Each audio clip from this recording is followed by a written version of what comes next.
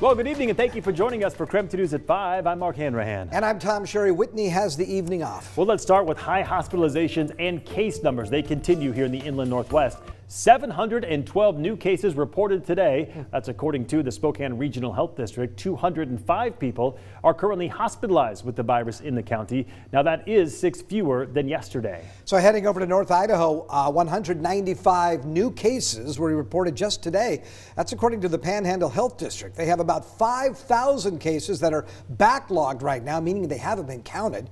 116 people are currently hospitalized with the virus. That's 13 more people hospitalized than yesterday. So could we be getting to the end of this latest COVID surge? We've been reporting record-breaking hospitalizations and cases this past month. But Spokane's top health official says the peak of COVID cases could be over soon. But he also says now is more important than ever to keep you and your family safe. Our Janelle Finch spoke with Dr. Frank Velasquez on what you can do. Janelle? Earlier this week, Providence Sacred Heart says they saw a record number of COVID patients. Dr. Velasquez says Eastern Washington is still in an upward swing for case numbers, but says monitoring symptoms and following health guidances are important to improving the overall health of our community. We've come a long way since Washington State identified the first COVID case in January 2020. It sounds like an eternity, and for all of us that have been going through this every single day, it feels like an eternity sometimes. But we're not there yet. Health officials say the light at the end of the tunnel is coming, but COVID won't go away overnight. Dr. Velasquez of Spokane Regional Health says peak COVID cases are on the horizon for Eastern Washington. And while this means cases should start going down, Dr. Velasquez says it will take time before COVID becomes less of a daily threat. We still have a few weeks of high case rates. And even when we peak and start a downward trend, please remember that that's a downward trend from a very, very, very high number of cases. So it's going to take a while for us to come down, and we're not going to go down to zero. There's still going to be some cases in the community. Dr. Velasquez says people may be experiencing pandemic fatigue, but wearing masks and getting vaccinations and boosters will help prevent the spread of COVID in our communities. Every bit we, as a community, members of the community, can do to prevent one more case in schools, one more case in hospitals, one more case in a long-term care facility, one more case wherever it may be, is important for us to remain diligent. If you're feeling sick, Dr. Velasquez recommends lots of rest, staying hydrated, and contacting your health provider if symptoms become severe. According to the Washington Department of Health COVID-19 dashboard, western counties are seeing a decrease in the rate of COVID cases. Dr. Velasquez says the eastern side of the state usually follows western Washington trends a few weeks later. In the newsroom, Janelle Finch, KREM 2 News. Janelle, thank you very much. The Spokane County Board of Health says they have chosen 3 candidates now to potentially join the board, and none of those candidates are medical doctors. So the board asked for new applicants after a new law in Washington passed last year. That law requires local health district board members to include an equal number of elected and non-elected representatives, and that means the board cannot consist of more than half politicians. Well, we have learned that none of these recommendations are medical personnel. The 3 recommendations include Alicia Policani, who is a naturopath doctor. She's being recommended as the public health representative.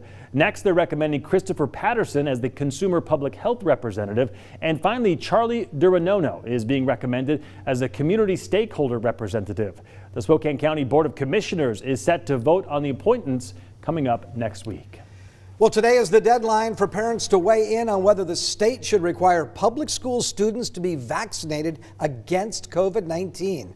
Right now, the State Board of Health requires 11 vaccines for students. If you'd like a link to this survey, just text us the word vaccine to 509-448-2000. We'll send it right to your phone. With my shadow I have cast, and a long, lustrous 6 more weeks to winter. Well, there you have it. The groundhog has spoken. Puxatawny Phil, that big rodent there, emerged from his burrow and saw his shadow, meaning supposedly 6 more weeks of winter for us. Meantime, here locally, we're bracing for another bout of winter. Yeah. We saw some snow this afternoon. I think it just stopped, though, right? Yeah, it's really tapered off here. It is snowing to the south of us, though, Okay. and also a little bit to the west of us. And I think it's sticking around. Matter of fact, we've got that winter weather advisory in effect overnight through early tomorrow morning at 4 a.m. And you notice all that area is shaded in blue. That does not include Spokane and Coeur d'Alene. Why? Because we think the heaviest snowfall will be to the south of us. We think we could get anywhere between 2 and 3 inches in that area shaded in blue. I think here in Spokane, more likely around 1 inch. There you can see the Doppler radar. Still in northern Spokane County. May not be not snowing right now in the city of Spokane, but northern portion of the county, according to the radar, has that snow falling. Let's get a closer view. And you can see that snow extending now down towards Milton Freewater in Oregon, Dayton, Washington, and it's going to be moving more and more east towards the Pullman, Colfax, and Moscow area. So be aware of that if you have to drive tonight. That's a live picture. Now that was very snowy. We had active snowfall just about a half hour ago. You can see it looks not like we're seeing much in the way of snow now falling. Certainly cold, 21 degrees. And I do think we'll probably see a little bit more snow this evening, up to about 1 inch. 19 degrees is going to be the overnight low. Should be mostly dry on your Thursday with a daytime high of 34. Is it okay to look ahead to the weekend? I think we should. Okay, thank you. We're calling for temperatures to hit 38 on Saturday, 40 on Sunday, mostly cloudy, but dry now for the weekend. 40 degrees sounds pretty good right Sure now, does. Tom. All right, in other news, after a rough couple of years, Boeing is hiring again. The company cut more than 20,000 jobs since 2020, 1,000 last year alone. But things are finally starting to look up, and it now has 5,000 job openings across Washington. Boeing says the production rate on the 737 MAX assembly line in Renton is starting to pick back up, and with a big order for its 777 freighter, the same will soon happen in Everett.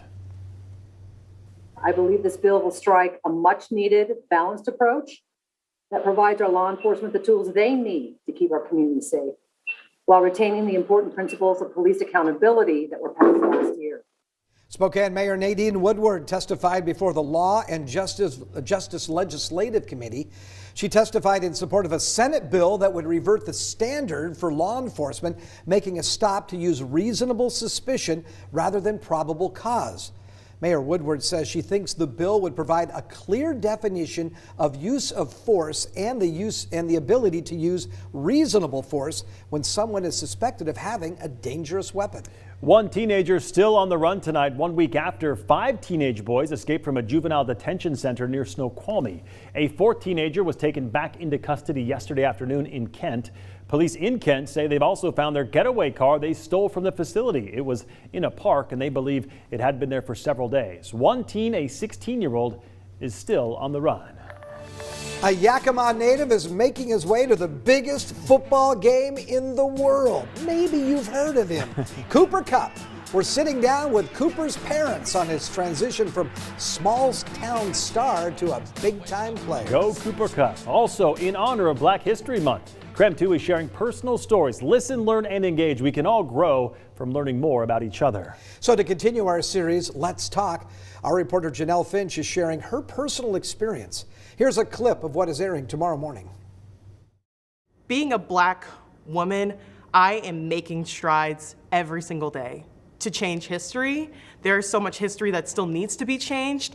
And it's exciting to be a Black person and have that opportunity every single day to make my mark on the world.